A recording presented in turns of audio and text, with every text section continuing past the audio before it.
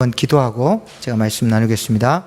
사랑하는 주님, 오늘 이 가정의 달에 주께서 우리에게 허락하신 이 가정을 통하여서 무엇을 말씀하시고 무엇을 우리에게 주고자 하시는지 듣는 귀를 주시고 하나님 말씀하심 따라 순종할 수 있는 시간 되게 도와주십시오. 예수님의 이름으로 기도합니다. 아멘. 제가 결혼 예비학교 하면 예비 부부들에게 꼭 하는 질문이 있는데 여러분께도 한번 묻겠습니다. 왜 결혼하셨습니까? 결혼한 지 30년 넘었는데 뭘 그런 질문을 새삼스럽게 하냐는 듯이.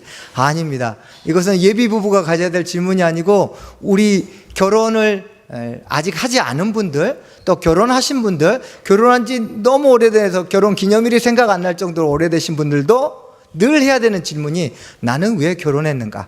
주님은 왜 나에게 이 가정을 이루게 하셨는가? 이 질문을 매일 던져야 합니다. 많은 분들이 이 질문 앞에 이렇게 답합니다. 행복하려고요.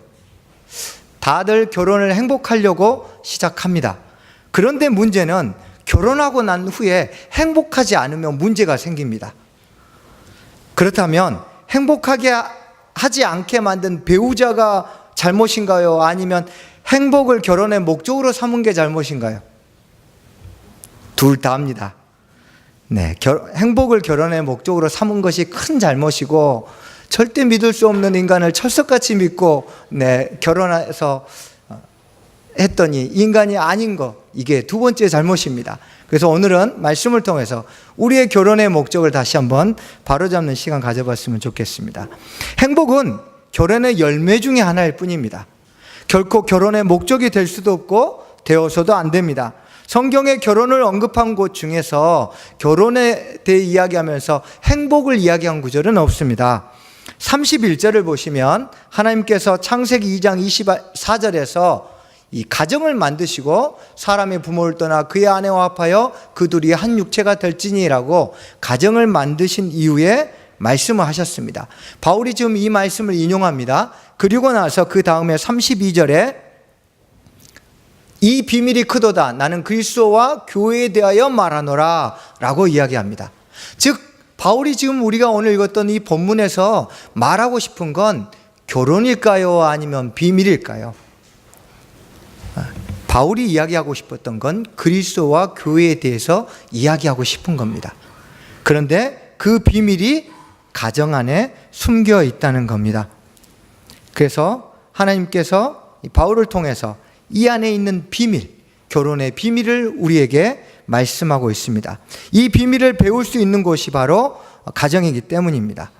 결혼의 목적은 행복이 아니라 그리스도와 교회인 나와의 관계를 배우는 제도입니다. 이 과정에서 얻어지는 자연스러운 열매가 행복인 것입니다. 행복이 결혼의 목적이 되는 순간 우리는 배우자를, 자녀를 내 행복의 수단을 삼게 됩니다. 그래서 이 잘못된 목적을 수정해야 됩니다. 이 큰 비밀, 그리스도와 나와의 관계를 어떻게 가지느냐를 이 결혼을 통해서, 특별히 부부관계를 통해서 배울 때 아내와 남편이 각각 해야 될 훈련이 있습니다. 먼저 아내가 받아야 될 훈련에 대해서 살펴보겠습니다. 22절입니다. 우리 아내분들만 같이 한번 읽어주십시오. 시작.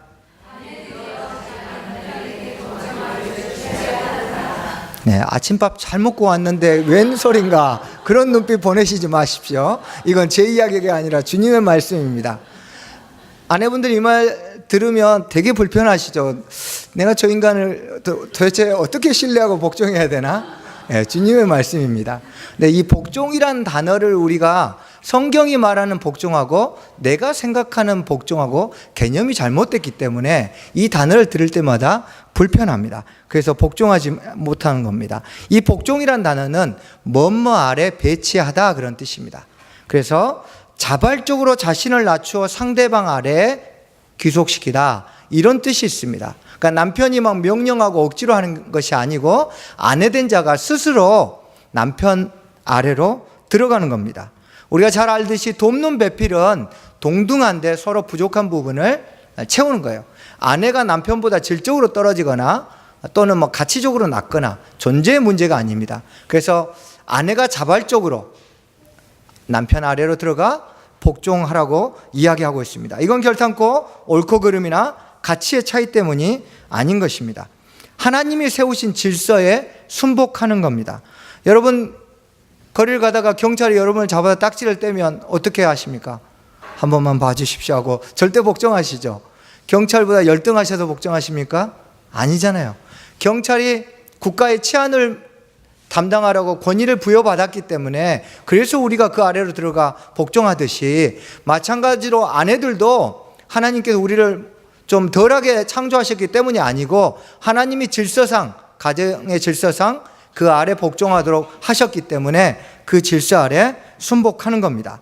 그럼 복종을 통해서 어떤 비밀을 배울 수 있을까요? 머리 대신 그리스도에게 순종하는 법을 훈련받을 수 있습니다. 22절에 남편에게 복종할 때 뭐라고 했습니까? 죽게 하듯 하라고 했습니다. 질서상 복종하라는 것까지는 이제 동의하겠는데 죽게 하듯 하랍니다. 아멘이 되십니까? 안 됩니다. 이유가 뭘까요? 내 남편은 예수님이 아니거든요. 예수님하고 너무 차이가 나도 너무 차이가 많이 나요.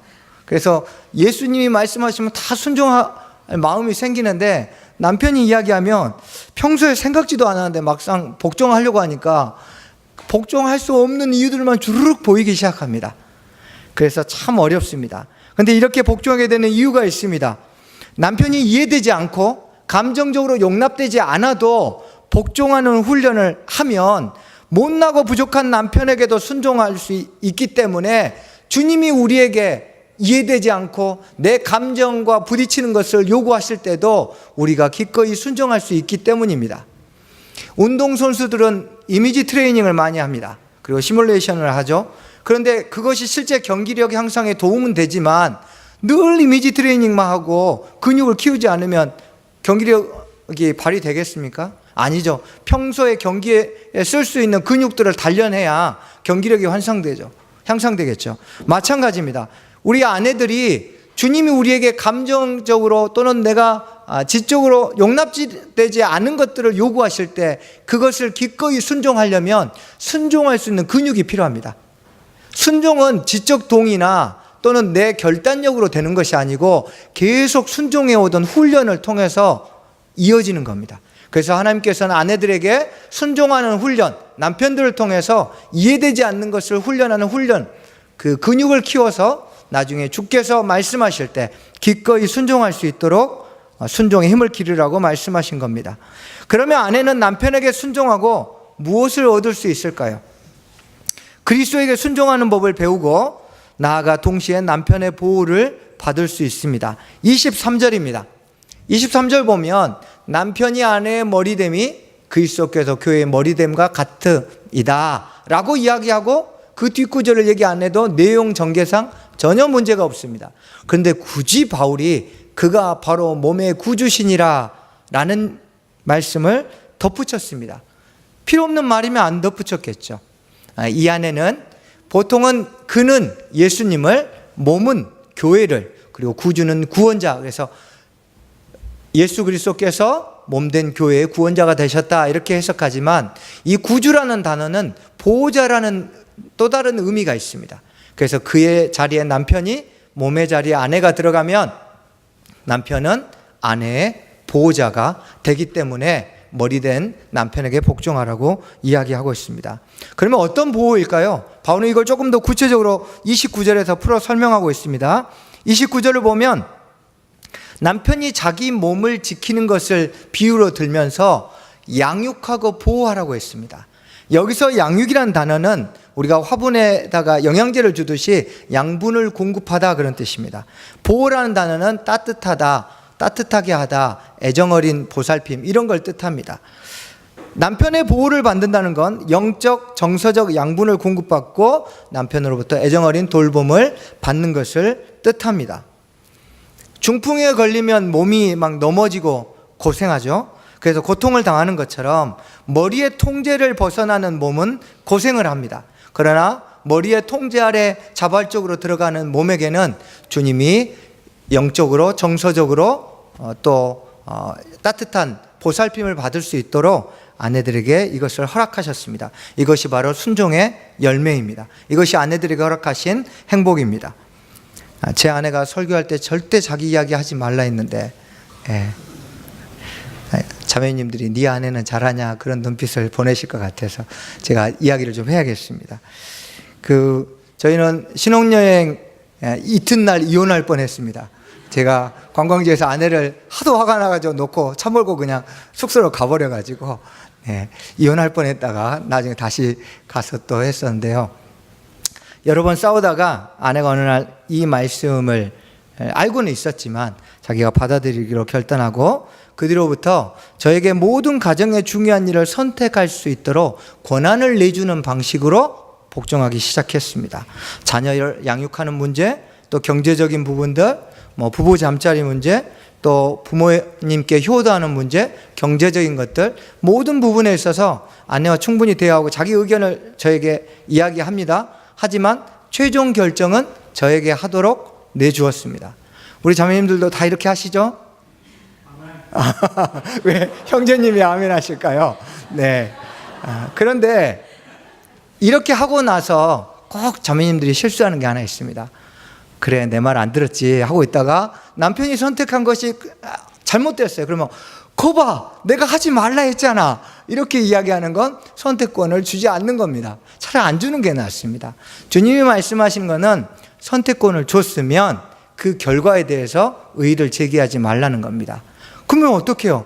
남편이 선택하는 거 보니까 딱 망할 각인데 저걸 어떻게 안 말립니까? 그럴 때는 우리가 할 수 있는 방법이 있습니다. 죽게 하듯 하라 했습니다. 예수께서 남편의 선택과 결정 가운데 책임자가 되시는 것, 이거에 대한 신뢰가 없으면 절대 아내들은 남편에게 권한을 내줄 수가 없어요. 그 권한을 내준 건 누구를 믿고 내주는 겁니까? 예수 그리스도. 그분이 남편의 실수까지도 하나님의 뜻 가운데 붙드실 거란 믿음이 있어야 남편에게 선택권을 내어줄 수 있는 겁니다. 아내가 이런 말을 많이 했습니다. 이건 정말 십자가 지는 것 같다고. 자기의 자아를 죽이는 성화의 단계입니다. 여러분 어려운 데 갈 거 없습니다. 이 과정 가운데서 내 자아를 죽이고 날마다 성화의 삶을 사는 것, 자기 십자가를 지는 훈련을 통해서 주님이 내게 말씀하신 것들을 지킬 수 있는 순종의 근력들을 기르시는 아내분들 되시길 축복합니다. 자, 이렇게 하나님이 아내들에게 명령하신 이 말씀을 순종할 때 특별히 주의해야 될 게 두 가지가 있습니다. 첫 번째는 24절입니다. 범사에 자기 남편에게 복종할지는 했습니다. 그냥 복종하게 했으면 내가 기분 나쁠 때는 복종 안 해도 되는데 이 범사에란 단어를 집어넣었습니다. 그래서 복종의 범위를 제한하지 말라고 이야기합니다. 왜 바울을 통해서 하나님은 아내들에게 복종의 범위를 제한하지 말라고 했을까요? 다 이 자리에는 예수 그리스도를 주와 그리스도로 영접한 그리스도인들이 있는데 우리 그리스도인으로서 예수님의 말씀에 온전하게 복종하고 싶으시죠? 근데 왜 우리가 온전한 복종이 안 됩니까? 자기 나름대로 다 복종의 범위를 제한해 놓고 있습니다. 주님, 내가 여기까지는 하겠는데요. 집을 팔려고 하는 건 너무하신 거잖아요. 다 자기 나름대로 복종의 범위가 있습니다. 그래서 이 복종의 범위를 넘어서면 그대로부터 성경을 그냥 덮습니다. 안 들어요. 우리가 온전하게 복종하지 못하는 여러 가지가 이유가 있는데 그 중에 가장 이 힘든 부분이 복종의 범위를 넘어서서 복종하는 게 너무 어려운 거예요. 근데 주님이 아내들에게 복종의 범위를 제한하지 않고 남편 아래 들어가 복종하는 훈련을 통해서 하나님께서 너희에게 복종하러 말씀하실 때 감정과 지적인 것과 나의 것들을 다 넘어섬에도 불구하고 복종할 수 있도록 복종의 범위를 순종의 한계를 깨트려라 하고 말씀하십니다. 그래서 아내들은 순종의 한계를 깨트릴 때 예수님께 더 깊은 순종으로 나갈 수 있음을 명심하시기 바랍니다. 아내들이 순종할 때 두 번째 주의해야 할 것은 순종과 의지를 분리하는 겁니다. 우리는 되게 순종하라니까 예수님이 남편에게 순종하라고 했지 남편을 의지하라고 한 적 없습니다. 남편은 의지의 대상이 아닙니다. 아내가 의지해야 될 분은 오직 한 분, 예수 그리스도 뿐입니다. 이럴 때 아멘이 나와야 합니다. 네, 남편 믿지 마십시오. 21절에 그리스도를 경외함으로 왜 우리가 복종할 수 있습니까? 우리가 누구를 의지하고 순종할 수 있습니까? 예수님을 경외할 때만. 그분이 우리 가정을 붙드실 걸, 그분이 나와 남편의 삶을 이끄신다는 걸, 그 경외함과 두렵게 떨림이 우리 마음에 있을 때, 주님을 향한 신뢰가 있을 때만이 우리가 의지할 수 있습니다. 그래서 예수 그리스도를 의지하시고 남편에게 순종하시길 바랍니다. 남편은 의지의 대상이 아니고 복종의 대상일 뿐임을 기억하십시오. 주님을 깊이 의지할수록 그런 아내는 남편에게 잘 복종할 수 있습니다. 왜냐하면 남편의 선택과 결정이 불안해도 그것을 주님이 붙드실 걸 믿는 믿음이 있기 때문입니다. 자, 이제 남편들 차례입니다. 남편들이 이 비밀을 배우기 위해서 훈련해야 될 것들이 있습니다. 남편들에게는 아내를 사랑하라고 이야기했습니다. 이런 이야기를 딱 들으면 아내분들은 이제 계산하기 시작합니다. 복종하고 사랑 중에 복종이 더 어려운 것 같은데요, 주님? 네, 아닙니다. 똑같습니다. 복종도 어렵고 사랑도 어렵습니다. 복종 대신 사랑하라고 주님이 형태만 바꾸어 놓으셨지 피차 복종하는 방법 중에 하나입니다. 아내에겐 순종을, 남편에겐 사랑으로 피차 복종하라고 말씀하셨습니다. 그래서 남편의 아내 사랑은 또 다른 복종 훈련일 뿐입니다. 왜냐하면 아내가 자신의 자존심과의 싸움에서 이겨야, 자기의 자존심을 십자가에 못 박아야 남편에게 복종할 수 있는 것처럼, 남편들은 자신들의 못난 이기심과 싸워야, 이 이기심을 못 박아야 아내를 사랑할 수 있기 때문입니다. 남편들이 아내를 사랑해야 되는 이유는 거룩입니다. 26절에서 27절에 물로 씻어 말씀으로 깨끗하게 하사 거룩하게 하시고 자기 앞에 영광스러운 교회로 세우사 티나 주름 잡힌 것이나 이런 것들이 없이 거룩하고 흠이 없게 하려 하심이라 고 이야기했습니다. 여기서 물로 씻고 말씀으로 깨끗하게 한다는 건 우리가 알고 있는 것처럼 침례를 의미합니다. 침례는 무엇입니까? 교회 회중 앞에서 내가 예수 그리스도를 주와 그리스도로 영접하는 걸 공개적으로 선언하면서 나는 앞으로 예수 그리스도의 거룩한 신부로서 거룩함을 추구하며 살아가겠습니다 하고 공개적으로 선언하는 겁니다. 그러면 어떻게 하죠? 날마다 이제 그리스도의 신부로 살아가기 위해서 거룩을 추구하는 겁니다. 마찬가지입니다. 남편들도 이런 신앙 고백처럼 주님 앞에 날마다 거룩함을 추구하고 거룩함을 구해야 합니다. 그래서 바울이 거룩을 2번이나 강조했습니다. 그러면 이 거룩하게 하는 훈련을 남편들이 받을 때 25절의 말씀처럼 예수 그리스도께서 교회를 위하여 자신을 주심같이, 조건이 너무 어렵죠. 과연 우리가 이렇게 남편들이 사랑할 수 있을까요? 2주 전에 한 형제님이 저한테 전화를 하셨는데, 저한테 성경 공부도 듣고 또 여러 가지 교제도 하신 형제님인데 몇 달 동안 아내하고 심하게 다퉜답니다. 그러다가 오늘 기도하는데 주님이 너는 왜 이렇게 아내를 이야기를 안 들어주냐, 좀 공감을 해라, 그런 마음을 주셔가지고 퇴근하면 아내하고 쭉 피곤한데 이야기를 듣고 계속 아내 말에 공감해 줬더니 싸움이 확 줄었다는 거예요. 그래서 제가 거기다 대고 물었습니다. 공감하니까 싸움이 완전히 사라지던가요? 그러니까 그건 아니던데요 라고 이야기하더라고요. 그래서 그 얘기를 해줬습니다.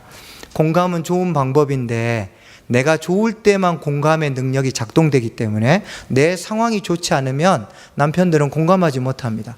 또 내가 생각했던 거 이상으로 아내가 내 기준을 벗어나면 공감할 수 없습니다. 그래서 공감만으로는 아내를 깊이 사랑하기 힘들다고 이야기했습니다. 아이러니하게도 아내에게 공감해 줄 수 없을 그때가 아내를 사랑할 때입니다. 왜요? 내가 평생 이 여자 한 명은 정말 제대로 사랑하겠다 하고 서약하고 결혼했는데 세상에서 가장 가까운 여자 하나를 사랑할 수 없는 내 자신을 보면서 남편들은 어디로 달려가야 합니까? 예수님께 달려갈 수 있습니다. 그래서 공감하되 내 공감의 한계 가운데서 좌절하지 않고 그리스도께로 달려가야 합니다. 주님, 내가 아내조차도 사랑할 수 없는 사람입니다. 제게 은혜를 부어주십시오. 예수님, 당신이 나를 위해서 육체를 내주신 그 사랑을 제게도 부어주십시오. 이렇게 기도하지 않고는 절대로 아내를 사랑할 수 없습니다. 이것을 깨닫는 것이 남편에게 허락된 훈련입니다. 그래서 주께서 십자가에서 자신을 내주신 사랑을 가르쳐달라고, 그 사랑을 우리 10년 가운데 부어달라고 남편들은 기도하시길 축복합니다. 왜 아내들이 아멘 하십니까?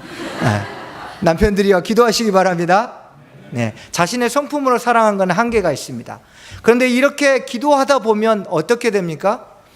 그분의 사랑을 받으려고 하다 보니까 내가 거룩하지 않고는 그 사랑을 받을 수가 없습니다.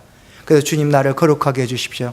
내가 정말 주님 안에서 이 사랑을, 십자가의 사랑을 깨달아 아내를 사랑할 수 있도록 자신을 거룩하게 합니다. 그리고 성령 충만을 구합니다. 그러면서 남편들이 훈련되어집니다. 성령이 충만하면 내 상태와 상관없이 공감할 수 있도록 성령께서 도와주시기 때문입니다.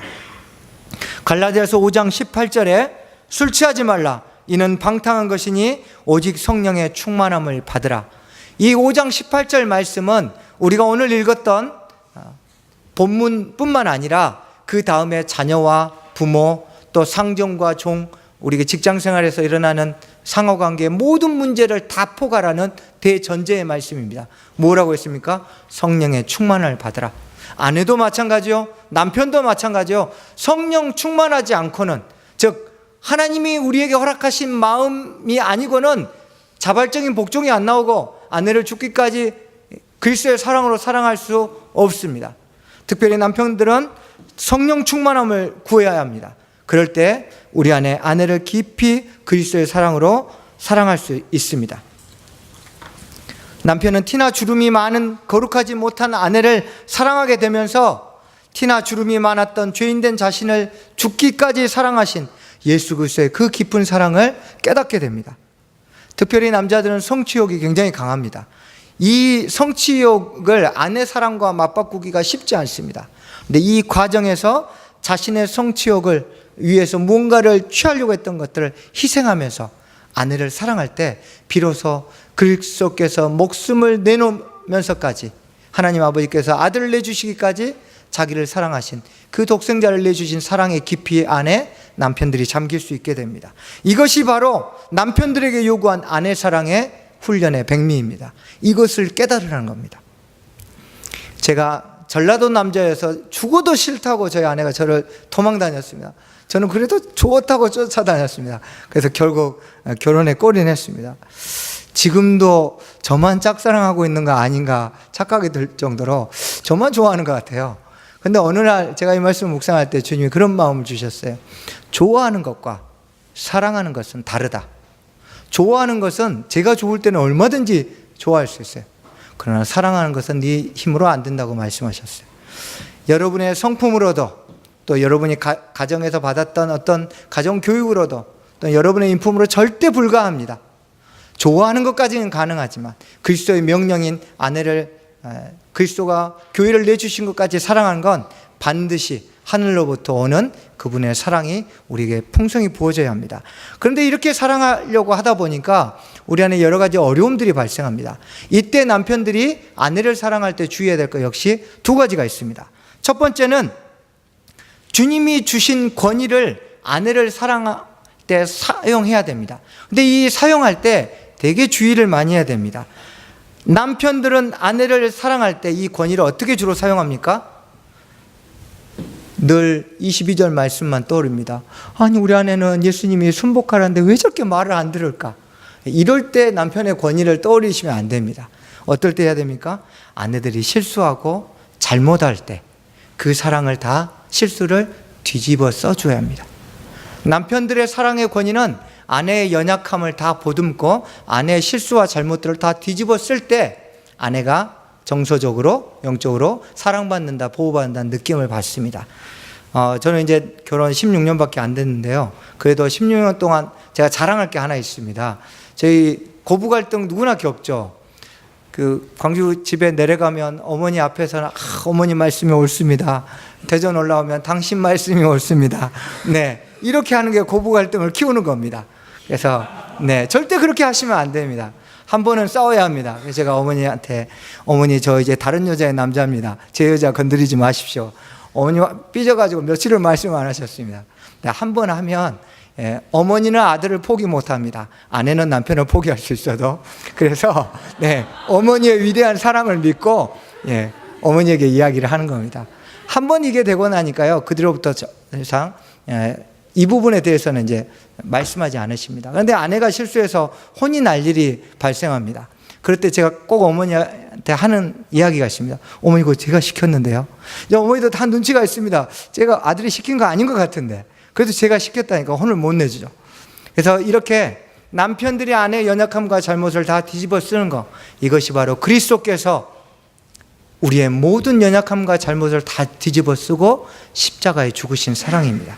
이것이 권위를 바르게 사용하는 겁니다. 두 번째 주의할 것은 날마다 성공지향적인 삶을 승리지향적인 삶으로 바꿔야 합니다. 바울이 살았던 이 당시에 로마 사회, 그리스 사회는 남편들의 권한이 가정에서 막강했습니다. 어떤 역사가의 기록에 의하면 여자아이가 태어나면 남편들이 아이가 태어나는데 다리를 잡고 하수구에 던져버립니다. 그래서 로마 시대 때 하수구에 여자아이들의 죽은 시체들이 많이 있다는 기록도 있습니다. 그 정도로 남편들은 장애아가 태어나면 던져버립니다. 남편들이 자신의 성공을 위해서 방해가 될 만한 것들은 다 제거하는 시대였습니다. 이런 시대에 바울이 남편들아, 그리스도가 너희를 위해 죽으신 것처럼 아내를 사랑하라 라고 이야기합니다. 그러면 남편들은 무엇을 절제해야 됩니까? 성공하기 위한 것들을 내려놓아야 합니다. 제가 저번에 한번 수요예배 때 이게 생각과 말이 잘못 나와가지고 성경에 행복이란 단어가 하나도 없다고 말씀드렸는데 정정합니다. 성경에는 성공이란 단어가 단 한마디도 안 나와 있습니다. 그러나 성경 곳곳에 승리하라고, 승리에 대한 단어만 기록되어 있습니다. 남편들은 성공적인 삶을 내려놓고 승리지향적인 삶을 살아야 합니다.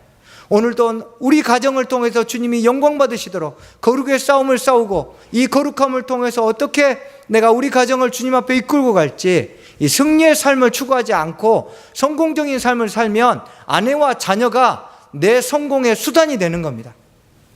그래서 아내와 자녀를 대하는 태도들이 내가 바른지 바르지 않는지를 확인하고, 또 자녀를 바르게 양육하려면 아버지들은 분명하게 내가 성공지향적인지 승리지향적인지 내 삶의 목표를 다시 한번 생각해야 합니다. 승리지향적인 삶으로 돌아설 때만이 자녀를 대한 태도, 아내를 대한 태도가 바뀔 것입니다. 그럴 때 주님께서 아버지를 통해서 가정에 아름다운 열매들을 허락하실 겁니다. 이렇게 결혼은 예수님과 우리 사이에 일어나는 순종과 사랑을 훈련할 수 있는 최고의 훈련장입니다. 이제부터라도 우리가 행복이 아니라 주님과 이 관계의 비밀을 배우기 위해서 오래되셨을지라도 결혼 생활을 다시 한번 시작하십시오. 목표를 수정하시고, 그래서 이 훈련의 열매를 자녀들을 통해서 확인하시기를 축복합니다. 자녀는 부모의 열매입니다. 부모가 서로 순종하고 사랑하는 삶을 살아가면 자녀는 자연스럽게 엄마가 아빠에게 순종하는 모습을 통해서 순종하는 법을 배우고 하나님이 자기에게 말씀하신 것을 순종합니다. 그리고 또 아빠가 아내를 사랑한 걸 통해서 하나님이 이웃을 사랑하는 말씀처럼 자녀들은 다른 사람을 향해서 이타적인 삶을 살 수 있게 훈련이 되어지는 겁니다. 말이 아닙니다. 아내와 남편의 모습을 통해서 자녀들은 그것을 배우고 실천하는 겁니다. 이 모습, 변화된 모습을 기대하신다면 아내들은 순종으로, 또 남편들은 그리스도의 사랑으로 아내를 사랑하여서 우리 새누리 모든 가정들 안에 순종과 사랑의 열매를 풍성하게 거두는 5월 한 달, 또 우리의 인생 되시기를 축복합니다. 우리 같이 한번 기도하겠습니다.